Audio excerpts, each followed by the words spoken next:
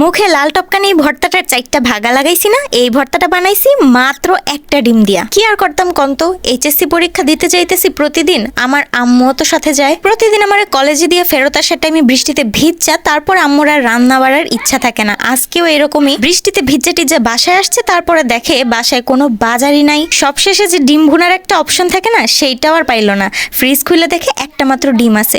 তো কি আর করা কন্ত, খালি পেটে তো থাকা যাইব না। 3 ঘন্টা পর আমিও এসে উপস্থিত হমু, তখন তো কিছু খাইতে দেওয়া লাগবো তাই না? তাই ভাইবা আম্মু রান্না করা শুরু করে দিল। প্রথমে একটা টুকরা আদা কাইটা নিছে, আর তারপর বাসায় কিছু ধনিয়া পাতা আসিল না, ওইগুলা কুচি কুচি করে কাইটা নিতেছে। এই ভর্তাটা ধনিয়া পাতা কুচি দিয়ে কিন্তু দারুণ লাগছে। আমি তো খাই একদম প্রেমে পড়েই গেছি। আপনারা রেসিপিটা কিন্তু দেখেন।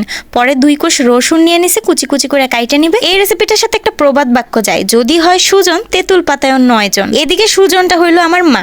একটা ডিম দিয়েও যে কত সুন্দর একটা খাবার বানাই দিল, আমরা 4 জন পেট ভরে ভাত খাইছি। আর এই তো শেষমেশ পেঁয়াজটাও বড় বড় টুকরা করে কাইটা নিল। আর এই তো সব কাটাকুটি কিন্তু এনেই ফিনিশ। এবার চলেন চুলার পাড়ে যাই।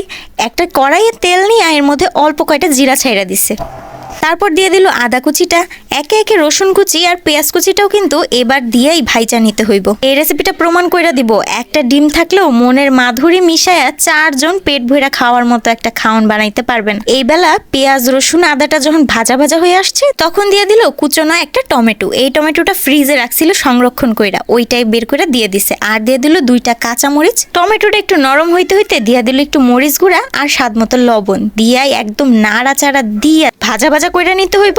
আর টমেটোটা যখন একদম সিদ্ধ হয়ে আসবো না, তখনই দিয়ে দিব একটা ডিম। এই একটা ডিমের আশায় এত আয়োজন, কোন তো দেখি কেমনটা লাগে।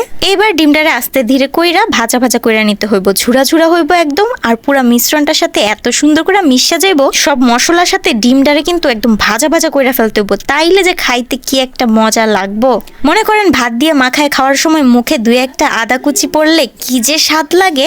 আর এবার দেখেন দিয়ে দিল আমাদের সেই সবুজ সবুজ ধনিয়া পাতা কুচি। আর ডিমের একটা টেস্ট তো আছেই, ডিমের সাথে কি কোনো কিছুর তুলনা দেয়া যায়? আমার কিন্তু ডিম থাকলে আর কিচ্ছুই লাগে না। ধনিয়া পাতা কুচিটাও ভাজা ভাজা হওয়া পর্যন্ত একটু নাইড়া চাইড়া রান্না করে নিছে। আর এইবার দেখেন ভর্তাটার কি চেহারা রে। ভাগ্যিস আজকে বিপদে পড়ছিলাম দেখে এত মজার একটা ভর্তা দিয়ে ভাত খাইতে পারছি। আর বাস 4টা বড় বড় ভাগা লাগাই নিলাম। আমি কিন্তু সবচেয়ে ছোট ভাগাটাই নিয়ে বসছি খাইতে। একটা লেবুর পিস সাথে নিয়ে নিছি, পুরা জমা গেল। আপনি যদি গ্রানটা নেন ভর্তার, তাইলে বুঝবেন কি একটা জিনিস। একটা ডিম দিয়েও যে এত মজার খাওয়ান বানান যায়, আগে তো ভাই জানতাম না। খাওয়ার পরে পস্তাইবেন যে এতদিন কেন খাইলাম না। আর না খাইলে তো পস্তাইবেনই যে এত মজার জিনিসটা একবারও ট্রাই করে দেখলেন না। আমরা 2 ভাই বোনে আম্মুরে বইলা দিছি যে এখন নেক্সট টাইম 3-4টা ডিম দিয়ে একসাথে বেশি করে ভর্তা বানাইবা, 2-3 বেলা একসাথে খামু। আমি তো খাইতেই আসি। আপনারা এখন যান বানায় খান।